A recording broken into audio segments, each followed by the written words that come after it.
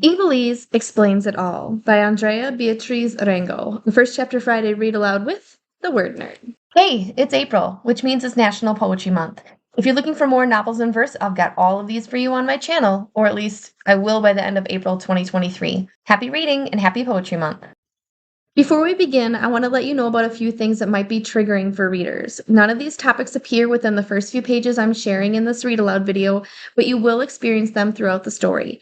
Things like grief, mental health, death of a parent, bullying, and self-harm. If these things are triggering for you, please step back, take a break, and maybe pick a different book from the First Chapter Friday playlist that I have for you. Finally, before we begin, I want to give a shout out to Mrs. Tu's ELA classes in Chino, California. Thank you so much for being here for this First Chapter Friday reading. Hey, my name's Amanda Zieba. Welcome to my channel, Learning with the Word Nerd, and another First Chapter Friday video.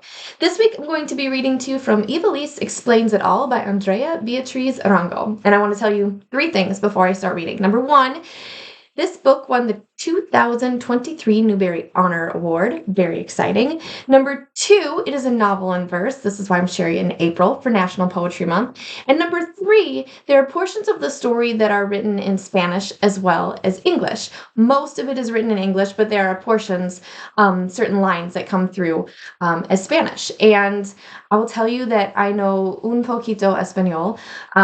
Most of it is muy mal, but I am going to do my best to read these pages to you because the only way we get better at things is by trying them. And so I'm going to try my best, but ask for a little bit of grace if my pronunciation isn't really great. So let me read you the inside flap so you know what this story is about, and then we will read the first few pages. Listen up. The end of elementary school, worst time of my life. And the start of middle school, I just wasn't right. This year, yo voy a mí. 7th grade is going to be Iveliz's year. She's going to make a new friend and help her abuela Mimi get settled after moving from Puerto Rico. And she is not going to get into any more trouble at school. Except that's what happens. Of course not. Because no matter how hard Iveliz tries, sometimes people say things that just make her so mad. And worse, Mimi keeps saying Iveliz's medicine is unnecessary, even though it helps Iveliz feel less sad. But how do you explain your feelings to others when you're not even sure what's going on yourself? This book is really powerful and important. It is about mental health, and is it about finding yourself, and all sorts of really amazing things. So let's dive into chapter 1. Like most novels in verse, the chapters are kind of fluid. So I'm just going to read you the first few poems. The first one is called Second Chances. Why is it that principals love giving second chances? Love reminding me that they were kids too. Love acting like they're doing me a favor, doing my mom a favor by sitting me down all serious and asking what they can do. Well, guess what? This is 7th grade now, and I don't need anyone's help but my own. I've moved on from everything that happened. I've made lists and I've made goals, and if I'm in the principal's office, you can 100% that it wasn't my fault. Who can you trust? If you ask my teachers, they might say I am a liar because I always insist that things are not my fault. And if you ask my mom, she might say, que soy una dramática, because she used to sometimes think that my old panic attacks were about getting attention and not an anxious brain response. But journal, don't listen to them, because these right here, they're my true inner thoughts. And if you can't trust a girl and her poems, well, who can you trust? Back it up. Mommy gave me to you last week, hardcover, gold trim, like my TikTok wouldn't be good enough if I really wanted to speak. She said this to encourage my creativity. Diz que parver if I can actually get some writing in, but I know what it is, really. Mimi, my abuelita, is coming real soon, and Mommy's all worried it will make me switch back. Like my grandma will somehow fly me through time before the pills and Dr. Turnip, back when things were all out of whack.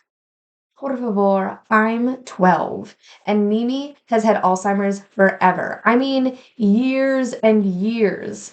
I'm not going to get a panic attack just because she forgets my name. Si fueso por eso. I get them every day at school. Because listen, the end of elementary school, worst time of my life. And the start of middle school, I just wasn't quite right. But this year, yo voy a mí because yo soy una dura. Yo soy Latina. Me, I am Iveliz, Margarita Snow Medina. And that's Iveliz, not Ivy Liz. Eva to my family and friends. Anke, even though I've explained the V is short, like in pet, it seems nobody ever remembers to twist their mouths the right way. Like in that spoken word poem by Elizabeth Acevedo and Pages Matam and G. Yamazawa, the real spoken poetry OGs. Except unlike them, most times I talk when I shouldn't, and I'm quiet when I should screech, and maybe I need some lessons on figuring out when to hold my thoughts in. ISBI. It means in school behavior intervention. It means I messed up my second chance. But what was I supposed to do? I was telling Amir about Mimi moving in. Amir is my only friend. And then Jessica and Justin G heard me, and Jessica was all like, OMG, what? That's so sad. Is she coming here illegally, or are you like getting her a visa? Because, we're all about immigration, but do it right. And I swear, my hair crackled. Frizzy curls spitting fire, because this is exactly what I was talking about before. Jessica and Justin G, they never get in trouble, even though they're the ones being terrible practically nonstop. I told them they were racist and maybe a few other words too, and then I was shoving Jessica to the ground before anyone had a chance to alert the adults in the school. So all I can do now, Journal, is hope the front office doesn't call mommy right away, because Amir seeing me get in trouble, that's plenty enough for one day. I don't need to cause any more disappointment. No gracias. Not today. Not my job. It just gets so tiring. I mean, it's not even that hard to learn. Puerto Rico is a U.S. territory, sort of like D.C., which means mommy is a U.S. citizen. And even though she grew up going to school in Spanish and eating arroz con pernil, I probably didn't say that right. I'm really sorry.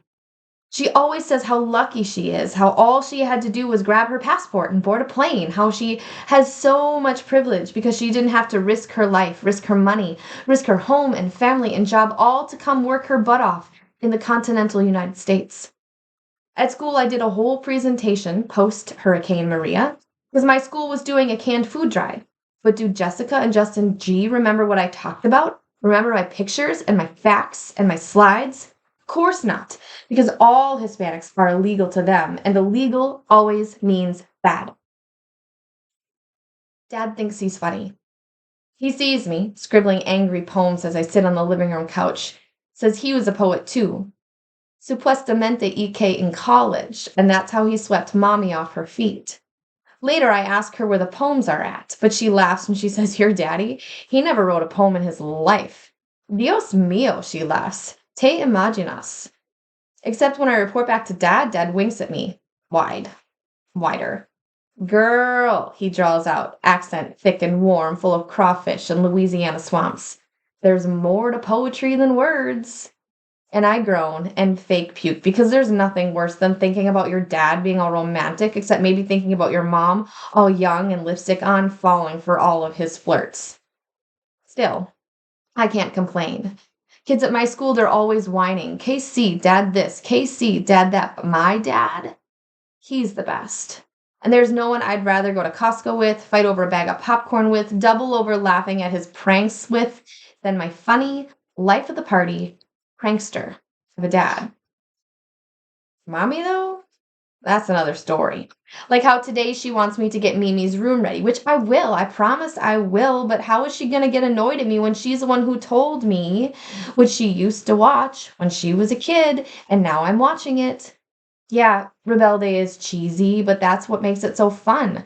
Mommy's always telling me to smile more anyway, so she thinks she'd want me watching more TV and cracking up a storm, especially when it seems like she still hasn't received the call. But no. It's always, Eva, now. Always, Eva, ¿me escuchaste? ¿Escuchaste? Always, Eva, if you don't get up ahora mismo, because apparently obedience isn't obedience if there's the slightest delay. Maria. I'm finally cleaning Mimi's future room because at the end of the day, she's one of my favorite people, even if I haven't seen her since Maria, aka Categoria Cinco. Hurricane Maria, my dear journal, fue una beep. As in, it's the one time mommy didn't pull my ears off for cussing in front of her, because that's how bad it turned out to be. My aunts didn't have power for 5 months, and they were the better off ones, which should tell you something about everything, because that's a long time not to have a phone. Dad mailed a generator for Mimi so she could have AC, because the island was all out of generators, and Mimi is old, well, old enough, plus she was already sick. But then mommy convinced him we needed to go too. Ike par vivilro el familia. So I packed granola bars into every available pocket of my backpack because your girl is not about to starve and eat that Vienna sausage spam life. Pero mommy said I needed to work on being grateful, and she dumped them all out. Hello? Who my granola bars hurting?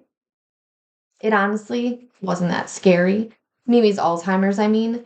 Puerto Rico was freaking unbelievable. Blue tarps stretching farther than the eye can see, literally whole mountains of speckled with blue roofs, and roads broken in half like they were twigs. I mean, my aunt stood in line for hours in El Texaco just to fill up plastic gas cans with fuel, either that or water. Small cases and jugs that wouldn't last them a week. But Mimi was okay, worse than the last time we were there, pero no tan mal. She knew I was her Eva. Even if she forgot we didn't live on the island, that I was only there for summers and only because we saved all year long. But that was okay too, you know? I liked leading a double life with her, getting to be Iveliz Margarita, nacida y criada en Bariken, a true boricuo, not half gringa, half pelo malo. I know people call me in my neighborhood back home. So really, mommy can panic all she wants and give me all the journals she wants, but I'm not scared to see Mimi. It hasn't been that long since our last visit. How could she have possibly changed that much? If you've never been to ISBI, it's kind of hard to explain. You basically sit at a table and wait and wait and wait and wait until a good kid from your teacher's class brings something for you to do. So sure, sometimes there's a worksheet, but most of the time there's nothing because teachers are busy teaching, which I get, and they're too busy to make new work for those of us in ISB. I mean, literally, the whole point of this is to punish without suspending kids outside, but then they send me to a room where I miss school anyways and expect me not to fall behind. So here are my goals for 7th grade, an official list. Number 1, do what mommy says the first time she asks. Number 2, help Mimi settle in. Number 3, be more social? Question mark. Number 4, don't get sent to ISB again. If you want to find out if Iveliz is able to make her goals and what happens when Mimi comes, and all the other things in this amazing award-winning book, you should pick up a copy and get reading. Happy Poetry Month, and thanks so much for being here. See you again next time. To continue reading Iveliz Explains It All, pick up a copy from your school library, purchase one from a local indie bookstore, or grab it via the link in the description box. Then be sure to check out the rest of the First Chapter Friday playlist I have for you. Many more novels and verse are waiting for you. Thanks so much for visiting my channel, Learning with the Word Nerd. I hope I'll see you here again for another First Chapter Friday video, brain break, reading a recommendation video, or more.